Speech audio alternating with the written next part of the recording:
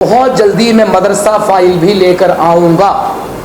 मदरसों में क्या क्या होता है वो ढका छुपा नहीं है। जैसे आश्रम पे तो मूवी बन सकती है इस देश में, वो सच्चाई दिखा सकते हैं, लेकिन मदरसा फाइल ज़रूर लानी है और ये आनी बड़ी ज़रूरी है। छोटे छोटे मासूम बच्चों के साथ जो वहाँ पे कुकर्म होते हैं। इसी तरह से जब कल पहलगाम के आतंकी हमलों पर आएगी फिल्म, पैंट खोल खोल के चेक कराई गई और पूरे देश ने नहीं पूरी दुनिया ने देखा, उसको भी प्रोपेगेंडा कह दोगे? उसको भी तुम ऐसे बोल दोगे?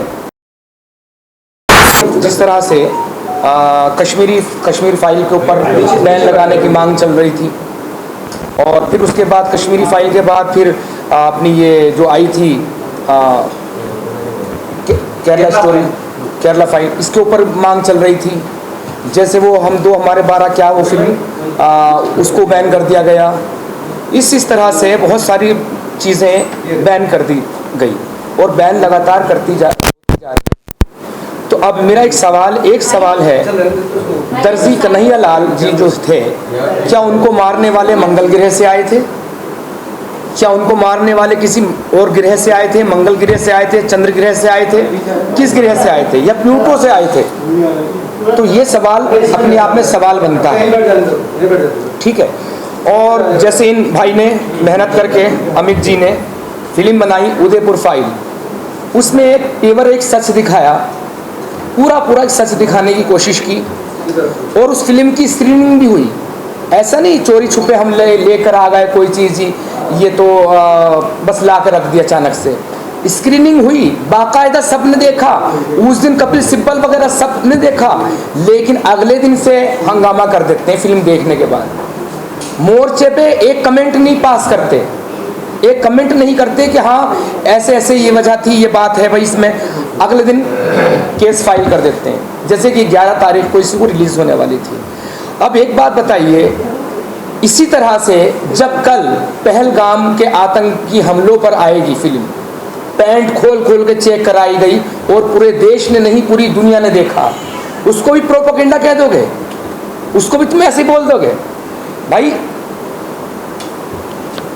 जिहाद की बात जब आते हैं, मैं कुरान से हट के बात नहीं करता। ये देख लीजिए मेरे पास है, यहाँ पे 40 आयतें हैं, इसमें और भी बहुत सारी आयतें हैं, फिलहाल मैंने थोड़ी सी ये नोट कर ली थी। अब देखिए सूरह अल बकरा की 216 आयत क्या कह रही है? तुम पर जिहाद फर्ज किया गया है, मतलब जिहाद तुम पर फर्ज किया गया है, तुम्हें लड़ना ही लड़ना है। हाँ, हर हाल में जंग करनी है, हर सूरत में जंग करनी है। और यह भी छोड़िए, सूरह अल बकरा की फिर 244 देख लीजिए, कह रहे अल्लाह की राह में लड़ो और अल्लाह की राह में लड़ो और जान लो कि अल्लाह सुनने वाला जानने वाला है। अल्लाह की राह में लड़ो, कहाँ से नहीं पढ़ूँ मैं। ये है सूरह अल इमरान की 56वीं आयत क्या कह रही है? बस जो लोग काफिर हैं तो मैं उन्हें दुनिया और आखिरत में सख्त अजाब दूंगा, सख्त सजा देगा अल्लाह। ये देखिए, और उसका कोई मददगार नहीं होगा, काफिर की दुनिया में कोई मदद भी नहीं कर सकता। ये कुरान चीख चीख के कह रहा है। तो भाई कन्हैया लाल जी ने क्या गलती की थी? सिर्फ आई सपोर्ट नुपुर शर्मा, इतना ही लिखा था, इतना ही लिखा था। खैर बहरहाल फिर हमारी बहन नुपुर शर्मा जी को भाजपा ने बर्खास्त कर दिया। इस पर तो हमारा बहुत दिल दुखा हुआ है भाजपा से, इस पर क्या ही कह सकते हैं। हमको छोड़ दिया, क्या मेरी निजता नहीं है कुछ? मेरा हक नहीं है, मेरा अधिकार नहीं है, मैं आस्तिक बनूं चाहे नास्तिक बनूं? मेरे जो खिलाफ वो चला, पूरा का पूरा बाइकआउट किया गया, घर से परिवार से सब ने त्याग दिया, सब ने त्याग पत्र लिख दिया। तो मैं तो ये भी नहीं सोचा था कोई छोटा सा चैनल खोल लूँगा यूट्यूब पे। मैंने नहीं सोचा था कि आज ये मीडिया के बीच में प्रेस कॉन्फ्रेंस रखूँगा और इस्लामिक मुद्दों पर बात करूँगा। मैंने तो केवल इतना सा मांगा था कि मुझे मेरे हाल पर जीने दो। और जो अमित जी आपको क्यों धमकी आ रही, अब भी यहाँ पर बैठे बैठे 3-4 जिहादियों के फ़ोन आ गए। इतनी दिन रात कहाँ है तू? किस गुफा में बैठा है तू? कहाँ छुपा हुआ है तू? अपना पता दे, अपना एड्रेस दे, और मैं FIR भी करूं तो किस किस पे करूं। लेकिन एक चीज़ भाई साहब हाथ मिला कहना चाहूँगा, मैं पूरी मीडिया के सामने ये वादा कर रहा हूं, एक दिन के बहुत जल्दी मैं मदरसा फाइल भी लेकर आऊँगा। मदरसों में क्या क्या होता है वो ढका छुपा नहीं है। जैसे आश्रम पे तो मूवी बन सकती है इस देश में, वो सच्चाई दिखा सकते हैं, लेकिन मदरसा फाइल ज़रूर लानी है और ये आनी बड़ी ज़रूरी है। छोटे छोटे मासूम बच्चों के साथ जो वहाँ पे कुकर्म होते हैं वो ढके छुपे नहीं है। यहाँ तक के मौलाना खुद कहते मिलेंगे, एक पाकिस्तान के मौलाना है, मैं एक ही का फ़ैन हूँ केवल मौलानाओं में, जो सच बोलता है, मौलाना इंजीनियर अली समथिंग ऐसा कुछ है। उसने साफ तौर से कहा मदरसों का किसको चिट्ठा बट्टा नहीं है, मौलवियों ने मुंह काले करने के लिए मदरसे खोले हुए हैं, इतना नहीं है, हद से ज़्यादा। और फिर ये तो बच्चे वो होते हैं जिनके माँ बाप शिकायत करते तो माँ बाप विश्वास नहीं करते, लेकिन एक बच्चे हैं यतीम बच्चे, क्योंकि इस्लाम में मुंह बोले रिश्ते जायज़ नहीं है, किसी को गोद नहीं ले सकते, वो हराम है। क्योंकि हमारे पैगंबर मोहम्मद सल्लल्लाहु अलैहि वसल्लम ने जो बेटा गोद लिया था ज़ैद, उसकी बीवी पसंद आ गई, उससे डिवोर्स करा के खुद से शादी कर ली।